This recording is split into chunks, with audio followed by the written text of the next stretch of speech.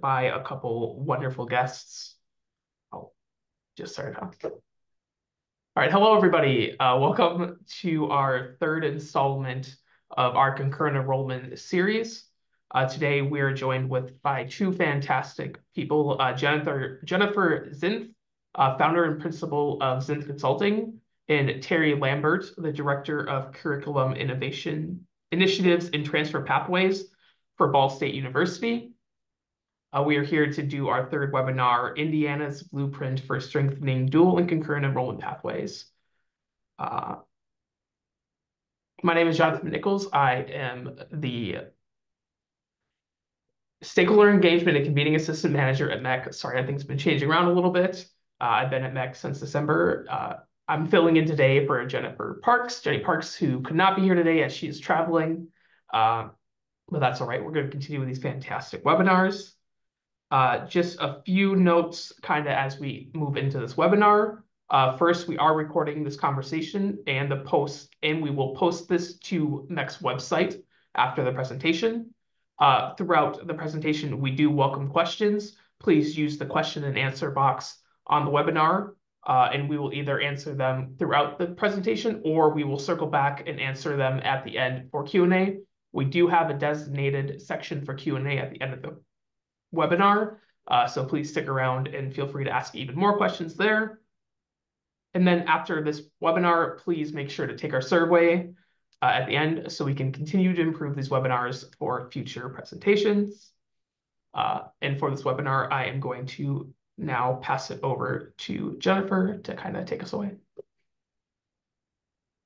All right, thank you so much. Looking at Indiana's Blueprint for Strengthening Dual and Concurrent Enrollment Pathways, looking at the next slide.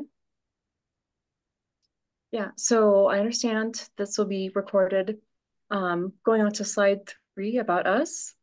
I'm Jennifer Zinth. I'm a Denver-based consultant who specializes in dual and concurrent enrollment policy. Previously worked at Commission at the states and national organization, serving education policymakers across world groups across the 50 states, heading up our dual enrollment and other high school transition topics. And dual enrollment was a topic that I did far and away the most work on for the last 15-ish years at ECS because it was the topic that our constituents had the most questions on. So I've, done 50 state policy scans. I've worked on reports on, in fact, on some of the MEC states of looking at Illinois, Indiana, what have you, like Minnesota, what's going on in dual enrollment, what are the recommendations based on what we heard in state policy. And I'll let Terry introduce herself. Thank you, Jennifer. As Jonathan said, I'm the Director of Curriculum Initiatives and Transfer Pathways at Ball State University, but I formerly was the Director of Transfer Indiana, an initiative with the Indiana Commission for Higher Education for 15 years. I'll go into a little more detail about that during my part of the presentation, but I think I'm able to bring to this conversation how things have been built over the past 15 to 17, 18, 20 years, and hopefully be able to give that state perspective. So thank you, Jennifer. All right, thank you, Terry. And so looking now at definitions, different states, as we know, describe, college courses to high school students in different ways. And so for purposes of my portion of the presentation, I'll be talking about, I'll just use the term dual enrollment as an umbrella term for college courses that are delivered to high school students, regardless of whether it's a high school teacher or a post-secondary instructor who's delivering the course, whether it's at the high school or college, whether it's face-to-face, online, hybrid, what have you. And then Terry will be using a specific term to talk about the Indiana context. Exactly. We use the term dual credit in Indiana. As Jennifer brought out, I think there's a lot of variation as to what states and even systems use for the terminology, but I'll be using the term dual credit, and that truly is a specific model, which is the college courses taught by approved high school teachers in the high school during the high school day. Dual enrollment for us is if the student is taking it either online or on the college campus. So just that difference, just to kind of add some clarity to what we're talking about. But basically, these college and high school opportunities are more broadly what we're discussing.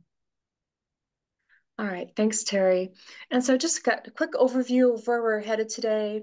I'll be talking about the national and regional perspective in terms of where states have policies in certain pathways areas, laying the groundwork. Terry and I will both talk about, what do you need to be thinking about even before you talk about course sequences or credit transfer, what have you.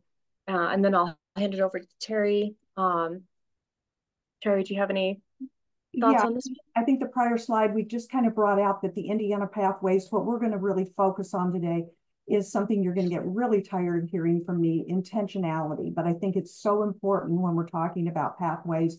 Also, student success, we have to be thinking about that, our college going culture, and then the challenges and lessons learned from what we've learned in Indiana and what we continue to learn.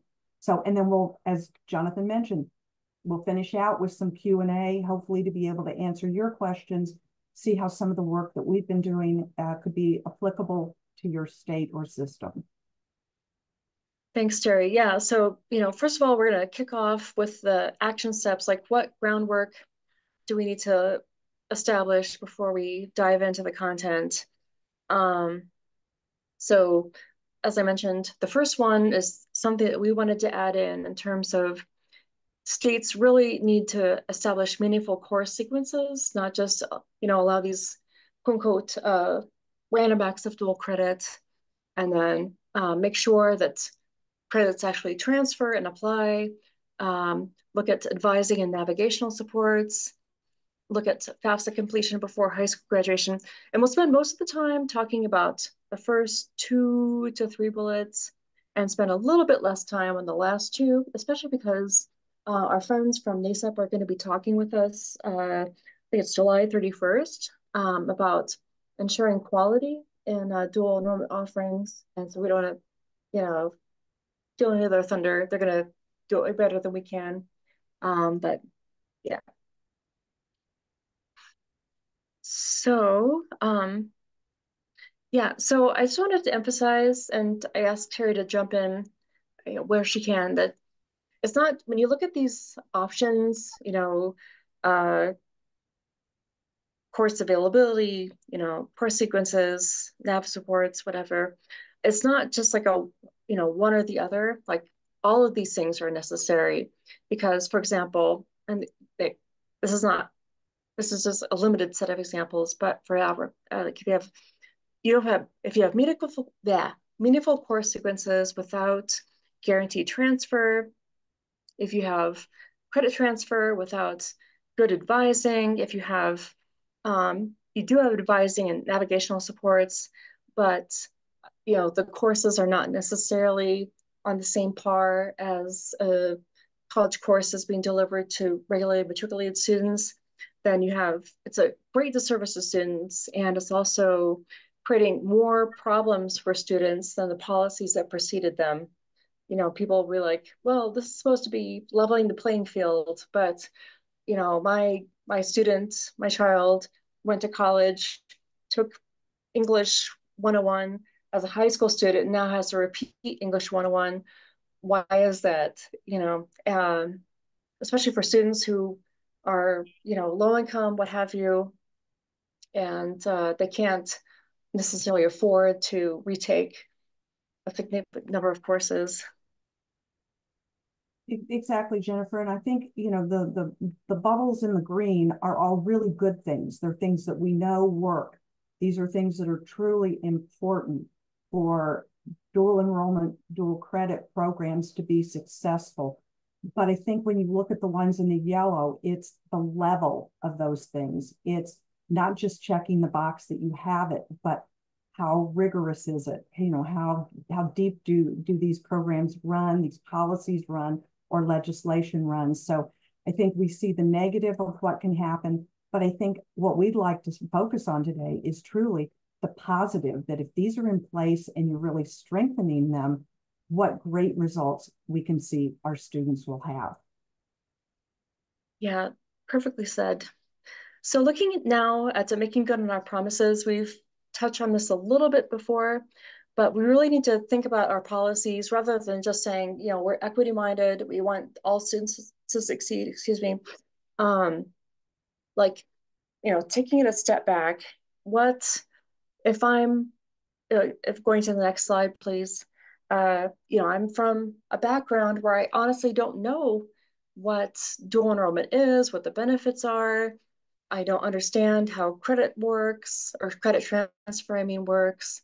Um, all of these other things because I'm from one of these backgrounds. And, you know, sometimes we think just, oh, it's or I'm sorry, first gen students or low income students, but also could be like, you know, the parents primarily did AP, they're college educated, and they don't know the, you know, ins and outs of dual enrollment credit transfer or the benefits of dual enrollment participation.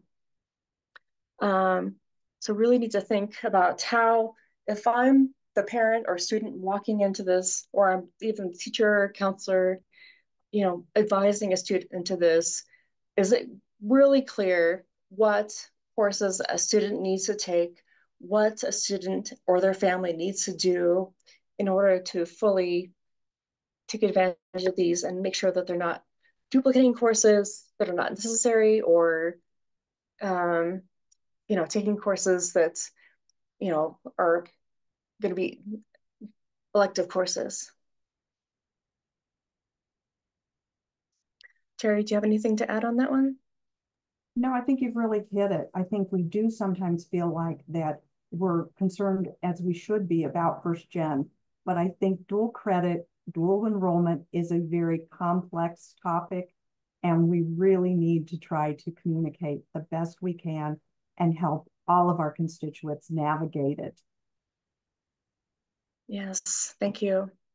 And so moving on to looking at the first of the 5 pieces we're going to look at today, communicating meaningful course sequences. And I know it sounds really obvious, like of course we mean that these are courses that either apply to a gen ed requirement or they apply to a CTE program of study or a professional program of study, be it, you know, a statewide program of study or a local one, transferable, leading to a certificate of credential value.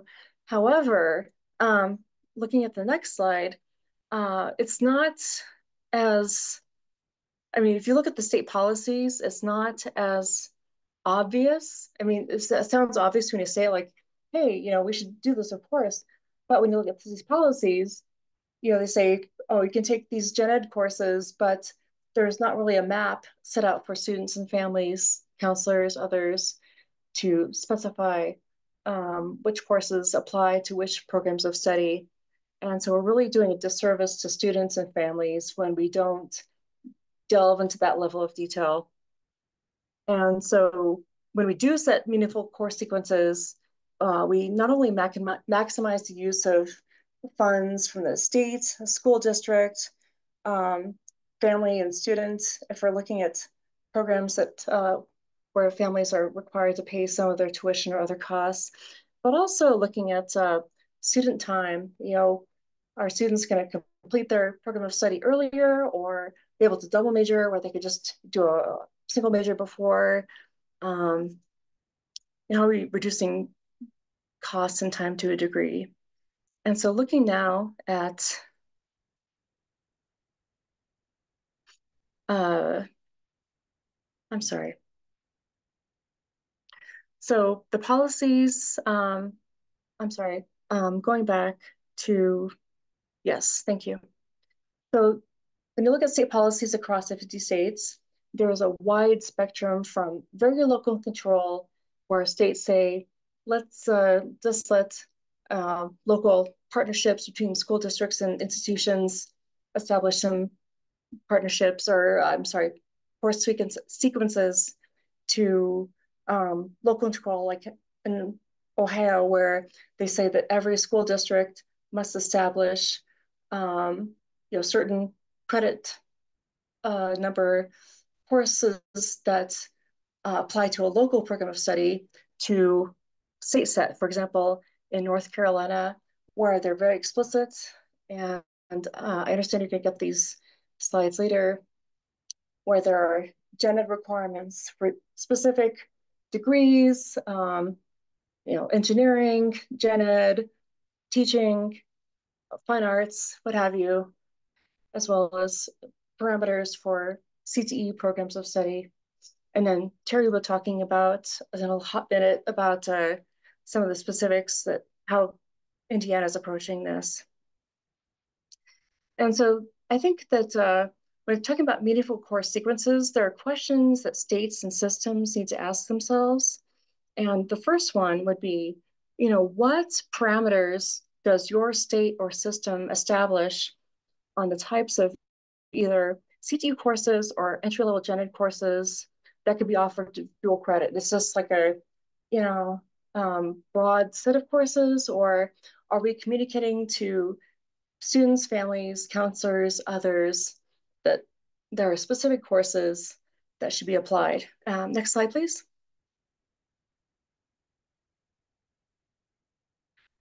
And related to that, when you think about, if we want to ensure that students, parents, counselors are making good decisions or advising students on making good decisions, are there ways that your state or system could do any of the following or all of the following?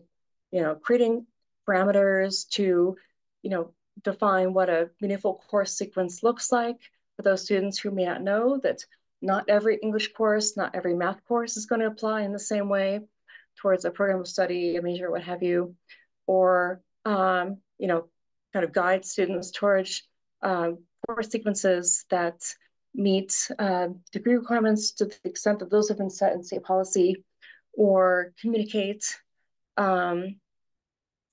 financial incentives for local partnerships, as Indiana has done and Terry's going to talk about soon. Or, even look at state level data. How do we know if and to what extent students are taking the courses that apply to these requirements, to these CTE, common program requirements, so that taxpayers' dollars, students' dollars, families' dollars are being well expended?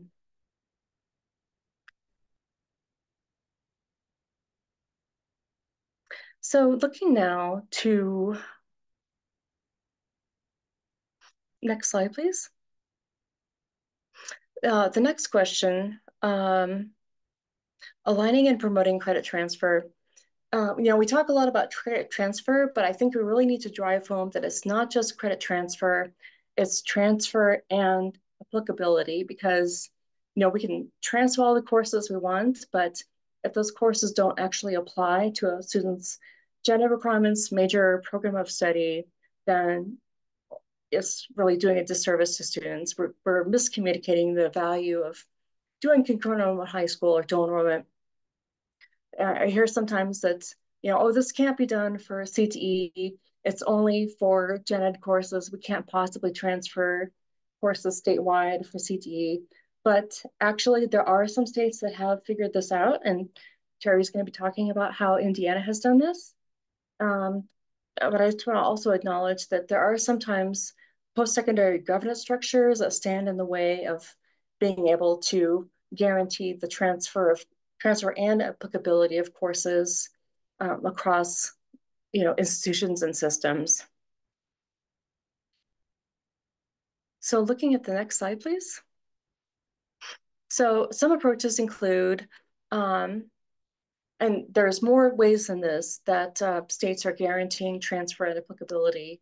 But one, going from the easiest to hardest, is specifying in statute that dual enrollment courses must be recognized for transfer in the same way that courses taken by regulated matriculated students are recognized for transfer. In other words, counselors or people in the system office or institution are not looking at the date at which a student took a course and how it applies for transfer. Other states, and again, Terry's going to be talking a little bit more about this one, setting a library or set of courses that system-wide or statewide are required to be recognized for transfer, regardless of when a student earned that course credit, could be like a gen ed transfer corps, could be like a statewide transfer library.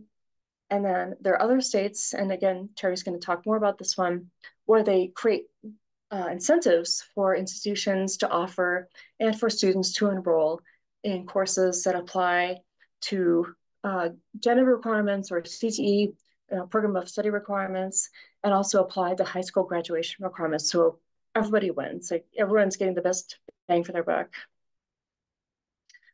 Just looking at the CTE piece of this, this has been done in Ohio with the CTAGs, the Career Technical Assurance Guides, and I think we have some folks from Ohio on the call who can talk more about that during the Q&A or afterwards. Washington State has also established a set of courses, that are called PTCC courses that they're primarily like aerospace or education courses, but they do apply in the same manner to CTE programs across public institutions in the state. And there's the same amount of credit that's awarded for those courses, regardless of which institution was granting the credit. And then Terry will be talking in a minute about the next level programs of study, in which Indiana is applying this probably just as well as, or if not better than any other state in the country.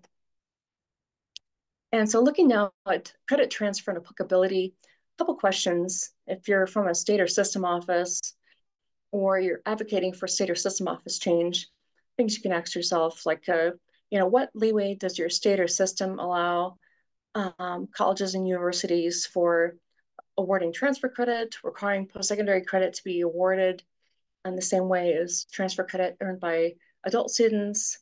And are there some things that my state or system could be doing to help facilitate credit transfer and applicability? And so just a couple more, looking at advising and navigating levers. These are like talking about helping students and parents understand the benefits and implications of participating in dual enrollment, what academic supports are going to be available to the students, whether they're at the high school, at the post-secondary institution, online, what is the high school or post-secondary institution are both going to provide, as well as non-academic supports in terms of, next steps, all of the other academic supports. And I have to say that the best, transfer policies, pathways policies aren't going to accomplish the job that we want them to do if the guidance and supports on if and how credits apply to either gen ed requirements, major requirements, CTE program of study requirements are not also provided to students and families at the get-go. And so it's honestly probably the most difficult part of dual enrollment policy to implement with fidelity, because we also don't know, if it's something written down in statute, to what extent is that actually happening, between the high school counselor and the student, the family and the counselor or post-secondary advisor. There are some things that states are doing, for example, in Ohio, where the state, all families, all students and parents are required to be notified of the benefits and requirements related to dual participation, and have to have someone from the institution, any institution within a 30-mile radius of the campus, high school campus, to be meeting with families at least annually. And then also meet with an advisor who's hired by the institution at the beginning of the semester or term to talk about how and when and where these credits will apply. Florida also has a requirement that students, when they are prior to course enrollment, are notified about the transfer and applicability of dual enrollment coursework. So looking at the next slide, just wrapping up here, things that states can ask themselves, or systems, is it all students and parents, or is it students who meet the eligibility requirements, or is it just students and not necessarily parents? You can all know that if you just provide information to the eligible students or just the students and not the parents, we're not going to achieve the goals that we're looking for. And then some questions for states and systems. And so very briefly touching now on FAFSA completion.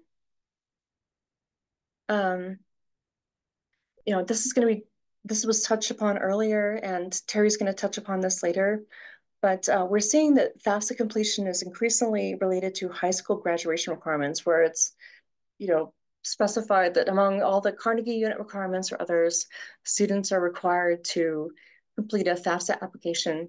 However, this needs to be tied to effective advising and communication with students and families, particularly for underrepresented students, because otherwise we're looking at students who may not be necessarily directed to an institution that best matches their interests, academic achievement level, or students speak another language or their parents speak another language other than English, and they'll understand the information that's being communicated to them. And there are some parents who may be uncomfortable about sharing personal information about their taxes or residency status in the United States, and that make them uncomfortable about completing the FAFSA. And also, I have to say that although we see data about FAFSA completion and matriculation after high school graduation, there's a whole dearth of research about the correlation between FAFSA completion and actually persistence and completion. So we need to maybe take a step back from pushing so hard for the FAFSA until we have better data about how particularly underserved student populations are doing in terms of persistence completion, because having earned a semester or a year's worth of credit is not the same thing as actually achieving an associate's or certificate or other degree. And then last but not least, before I hand it over to Terry, we're looking at strengthening quality of instruction. As I mentioned earlier, like you can have the best pathways, best credit transfer in the world, but without ensuring that those courses that are delivered at a high school, especially by a high school instructor who's qualified by the college, if those courses are not meeting the same level, then those students are not going to achieve the success in the subsequent course sequences that they need to for success. And so Lisa is going to be talking about this in their July 31st webinar, and Terry's going to be talking about this in terms of the intentionality that they've really narrowed in on. So I'll hand it over at this point to Terry. Thank you so much, Jennifer. And, as we mentioned from the outset, I like to be completely transparent here. I am currently working directly for Ball State University, but from January of 2008 to January of 2023, I was privileged to work under the direction, the guidance, the mentorship of Dr. Ken Sauer at the Indiana Commission for Higher Education. He's the Senior Associate Commissioner and Chief Academic Officer. And I really want to say the biggest reason that Indiana's dual credit program is focused on intentionality and pathways is due to the vision that Dr. Sauer had well over 20 years ago. He's quite a craftsman to be able to put pieces together and be looking at the end goal. And so I think you'll see from the timelines that I'm going to share, I was fortunate to be able to work with him and help implement some legislation and policy in this space. So that's really what I'm speaking from, is the foundational piece of this. So going on to our next slide, a discussion around intentionality in Indiana would not be complete without talking about Dr. Sauer's 6 pillars. And I think as we dig into each of these, I think you'll see this is really what drives a lot of the academic affairs work at the Indiana Commission. Over the years, I was able to really have this driven home when there would be a question that would arise about transfer initiatives or the relationship with dual credit. You constantly seem to be going back to these fundamental pillars that provided the support for these programs and the way they're tied together. So I'd like to briefly share with you a little bit about information about each of these, and then again, tying this back into intentional. I already warned you, we're going to say intentional a lot, but intentional dual credit, not only in liberal arts, but as Jennifer mentioned, the career and technical areas, which I think we really have some exciting things going on.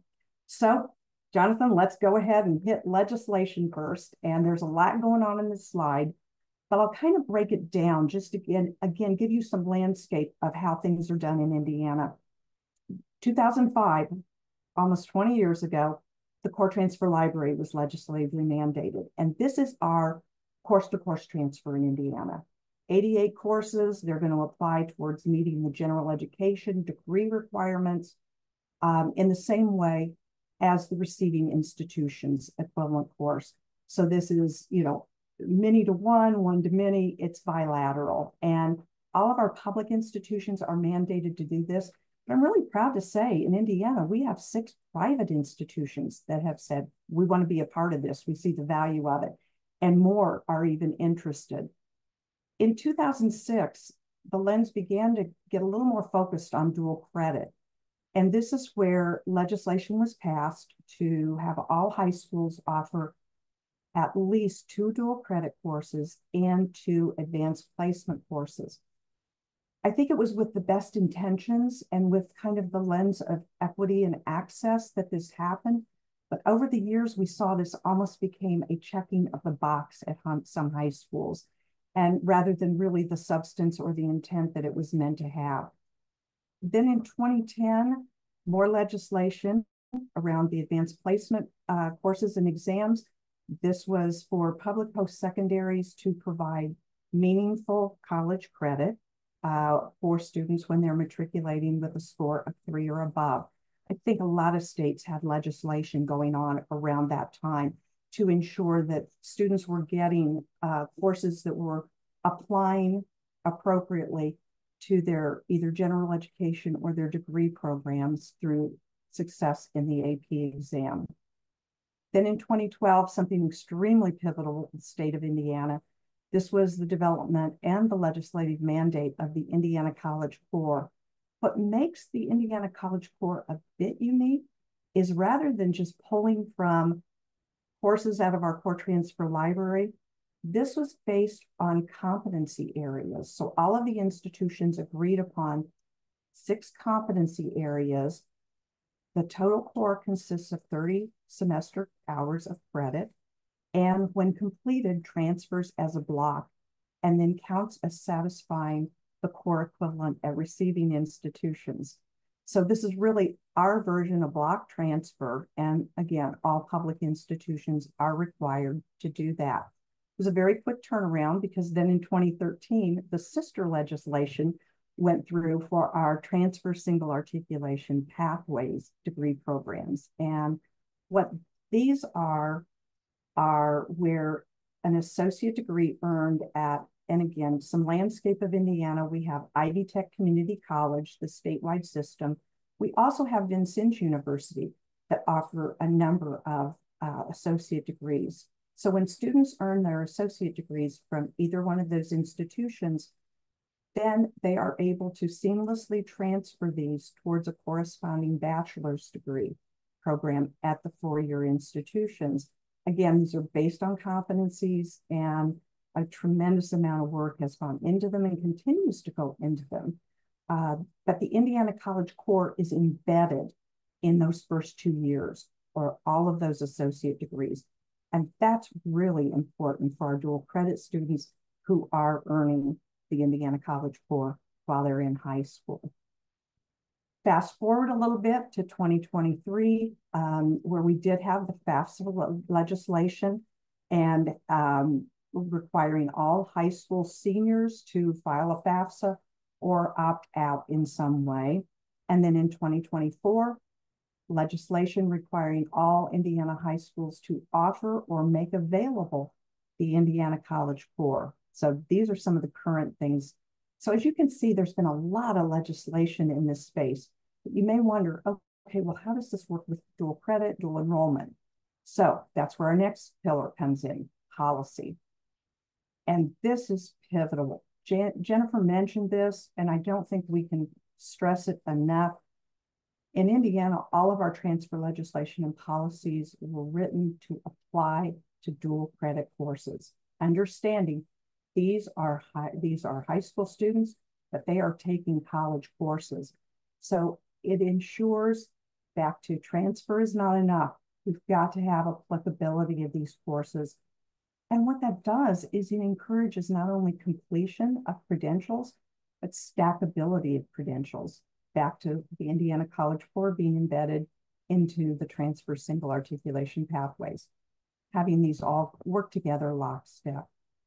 And then when you talk about policy, you have to look at academic policy, fiscal policies. And again, things we've done is through policy and through fiscal incentivization, we're encouraging not only the high schools, but the post-secondary partners to only offer courses that are truly going to transfer and apply the most broadly. And again, we'll talk a little bit more about how this is not just in liberal arts, but this is also in the career and technical areas. And what this can do is can provide more equity for underserved students. Again, some of our fiscal policies are making dual credit more affordable. We'll talk about that a little bit more when we get into funding. But next, the infrastructure.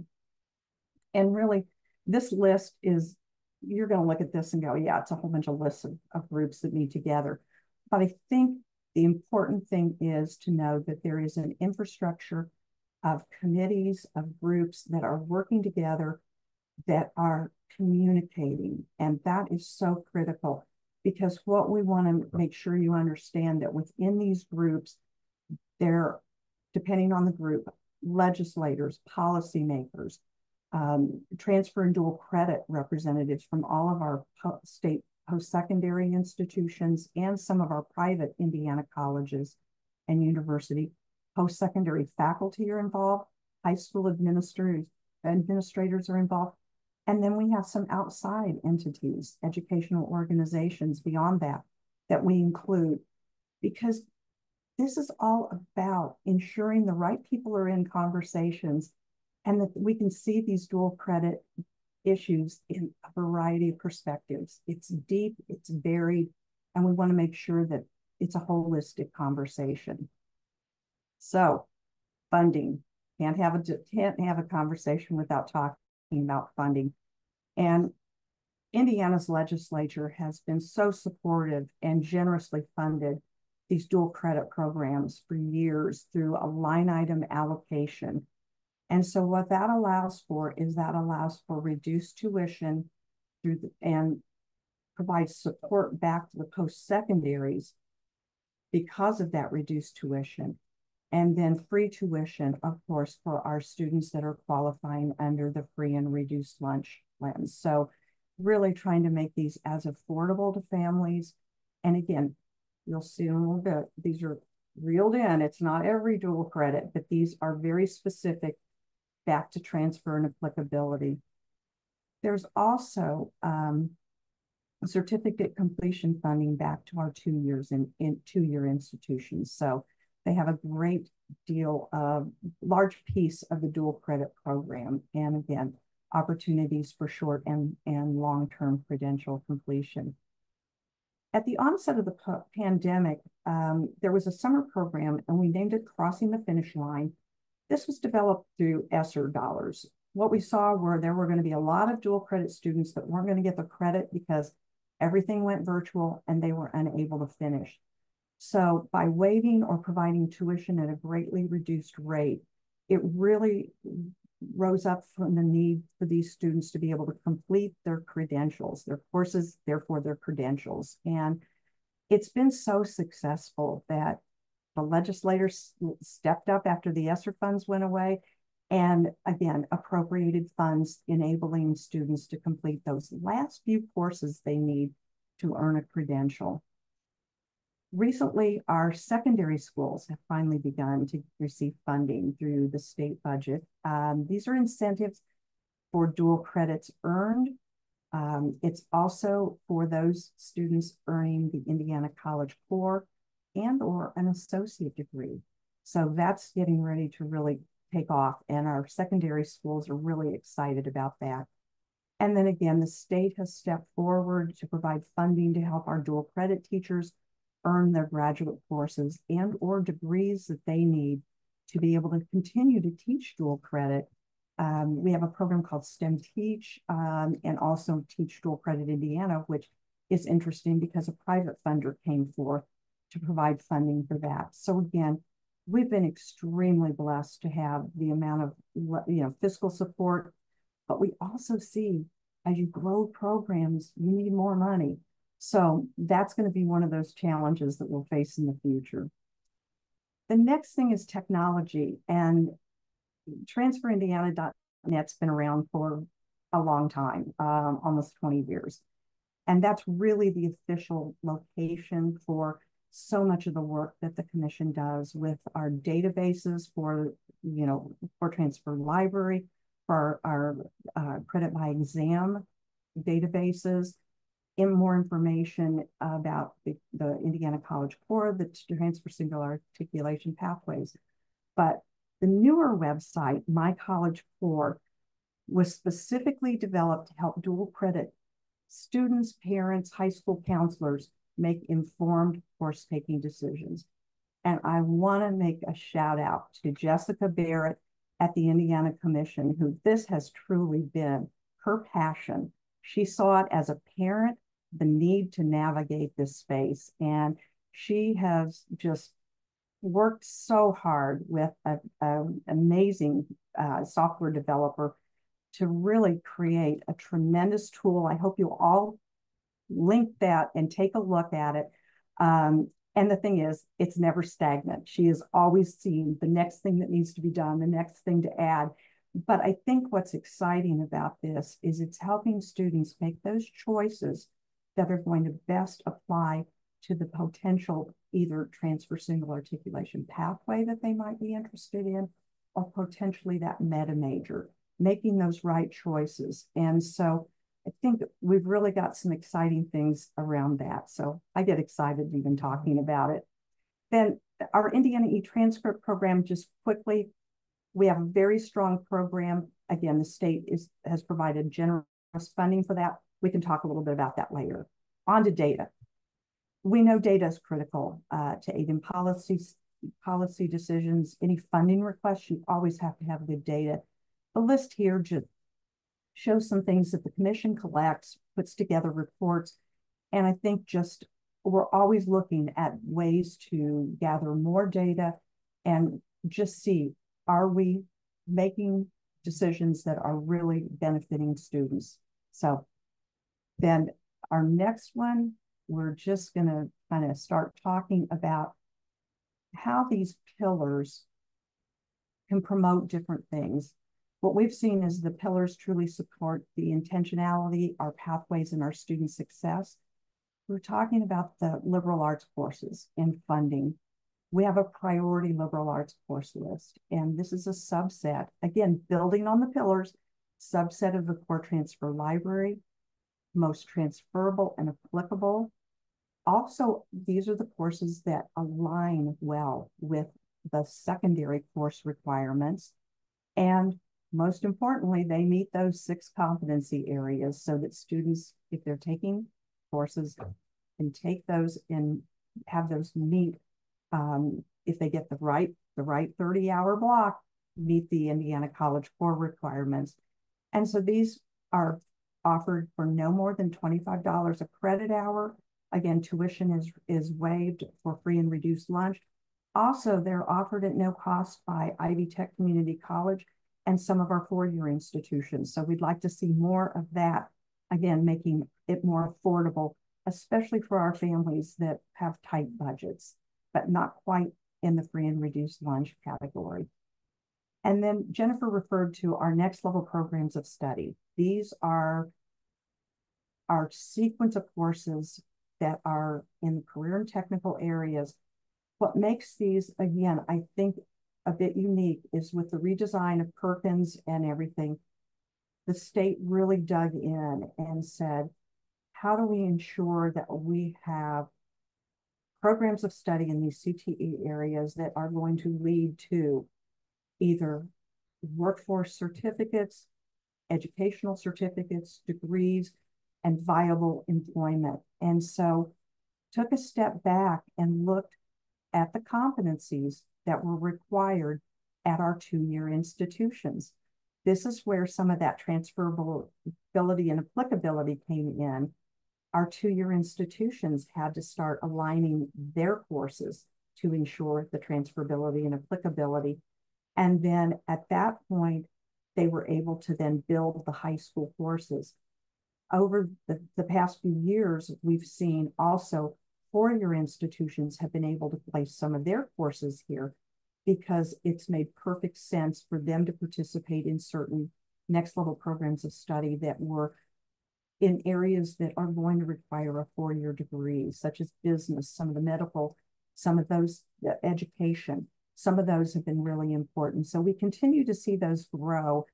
But I think what's exciting for students is it's trying to meet students where they need to be by being able to provide them with the opportunity to complete up to 1 year's worth of post-secondary program and culminating in a certificate. But this is where stackable credentials being stacked into an associate degree and potentially into a bachelor's degree. Again, intentionality of our dual credit offerings. The next thing that our pillars support is really our college going culture. We had some, I think most states have been concerned about the college going rates. And so in Indiana, that's really been set as a goal and a priority, is to have more of our students moving forward towards more post-secondary opportunities. And so there was legislation passed to require all seniors to complete the FAFSA. And then also the commission put together a pre-admissions program. So these are really two strong strategies to increase the college going rate in Indiana. And I believe Mary is going to put in the chat a lot more information about both of those because they're really positive things that the commission is working on. Something that has been around for a while is the Indiana Early College High School program. And this is encouraging, again, intentional dual credit, pathways, credential completion, and college going culture. The commission partners with the Center of Excellence of Leadership of Learning, some of you may know it as CEL, at the University of Indianapolis.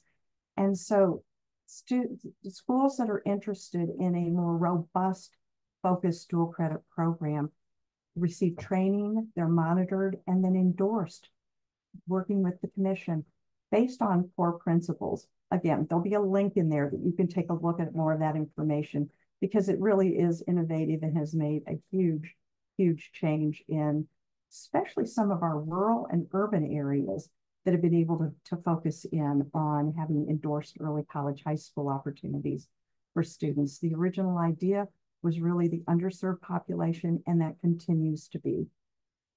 So our next one is this idea that it sounds like, okay, Indiana has all the stuff in place. We'll never be at that point.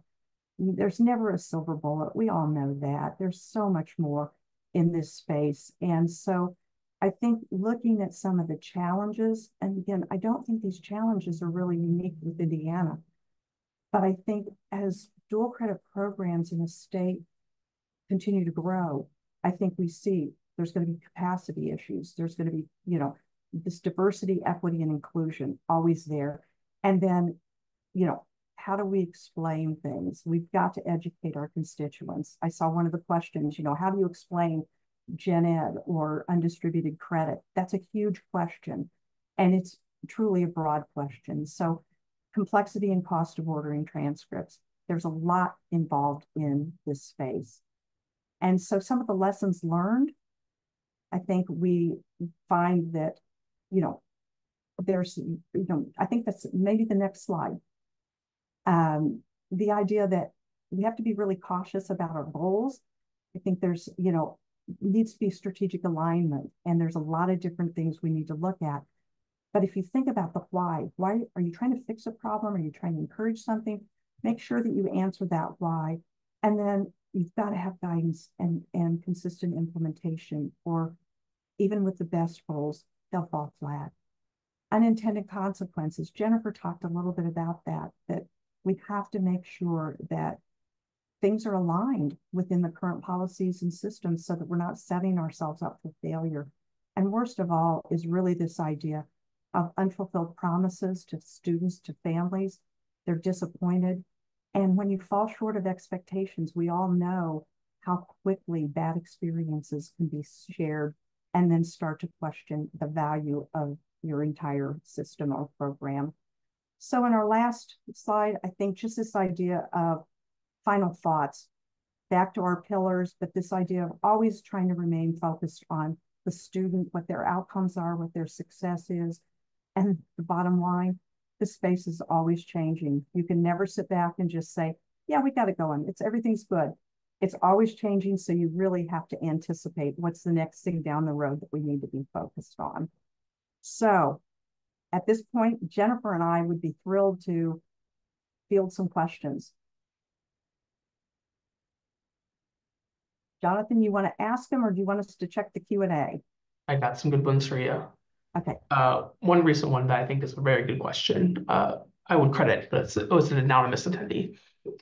They asked, what organizations and state agencies are driving these initiatives? They said a lot of times they are not allowed to advocate for changes within the legislature, only to inform. Interesting. I think we see the commission is really the lead in these, because again, these are college level courses. They fall under the purview of the commission. But I think that we do see them working closely with the department, our Department of Education. And then, the idea of advocating, I think we do in Indiana, I think we do see advocating from institutions too. But really the commission takes the lead, and they take very, very good care of the state of Indiana as far as seeing the needs. Back to infrastructure, they hear from the institutions, they hear from the boots on the ground folks what needs to be done, and then they can take it forward. One earlier on was, but I think kind of applies throughout, kind of in your state, who is kind of taking responsibility for informing the students and the family of the benefits of dual enrollment and even the access potential? And again, I think this is one of those it takes a village. I think we all have to do that. I think the work the commission has done, again, I pitch so much to Jessica and to Dr. Sauer, the work they're doing on getting these tools together, on getting webinars, on providing information. I think that's huge, but I think it also falls back on our universities that are offering these programs. I think we have to be in lockstep. I think we're able to use guidance documents, FAQs, different materials that have been developed, back to infrastructure, some of these groups talking, being able to put that together. But I don't think we'll ever see an end to the need of communication. And it has to be over and over again, because we also have communication back to the post-secondaries so they understand how the space works too. And we know that has to be done every year. We have to make this intentional. We got time for about one more question. If anybody has any other questions they would really like answered. I see a last one about proposed graduation requirement changes impacting the work and goals. This is obviously one of my Indiana colleagues that have joined from maybe another institution. Indiana is also completely overhauling the graduation requirements. I personally think that we don't know yet, but I think I appreciate the fact that much discussion has been involved as far as dual credit and credentials that are being earned. But again, until the open questions and the forums are finished, it's hard to say how the impact is going to look. If you have an answer, let us know. I think everyone is very curious about this. And again, it's very Indiana specific. But I also see one about pathways and programs of study similar. The programs of study is just the term that we've called pathways. And Mary. Did I see Mary would like to answer this? No? Okay. So I think this is again just terminology more than anything else. And you can always reach out separately. And if I can't answer something, and I definitely will share it with my folks at the commission to make sure they're giving you the latest and greatest, because I have been away for a while. And I did see one more come in, and I see Jennifer's typing it, but I'm going to give her the opportunity to respond to it. And that was, do high schools folks push back on potential of losing students to DE? I'm going to be curious to see what Jennifer says from a national way. I think the pushback we've seen over the years is colleges have pushed back because of seeing losing, and they're viewing it as losing students to their 100 level introductory courses. I think the research has shown they aren't losing students, they are gaining students that are so much better prepared and are ready to move forward and don't need remediation. They're persisting and they're completing their degrees. Many of them, if they're able to finish their baccalaureate degree early, they're not leaving college. They're going into graduate school early. They're taking advantage of internships and different types of project-based learning. I think we're seeing a lot of exciting things because of these, again, very focused efforts around this space. So like I said, I'll be curious to see what Jennifer says from a national perspective. Yeah, I mean, Terry hit the nail on the head. That's absolutely what people are saying. And I might add that there are also some studies that suggest that students who never even thought about being college material, after they take a dual enrollment course, maybe they didn't even know they were in a course that conferred college credit. They're like, oh, well, actually, I could do this. I didn't think I could, but now I can. And they're matriculating after high school when they weren't planning to do so before taking a dual enrollment course. However, I have to say that some of this has to do with funding models, state funding models. So if there's a state model that sort of, gives, how do I say this, provides a financial disincentive for either the district or the post-secondary institution or both to offer dual credit, then sometimes we do see like anecdotal examples of districts trying to deter students from taking these opportunities. Thank you for that, Jennifer. And I want to thank both you, Jennifer, and Terry for joining us here today. We are under time here. Real quick closing. Our next webinar is on July 31st. I will note, be aware this one does start earlier. It's the only one in the series to start earlier. This one is going to start at noon. Mary did put a survey in the chat. Please fill it out if you're able to. It does help us kind of inform these going forward, and we do adjust and change to them. And thank you all for joining us for this webinar. I hope to see you guys at the next ones. And next time will be guest presentings from NACEP.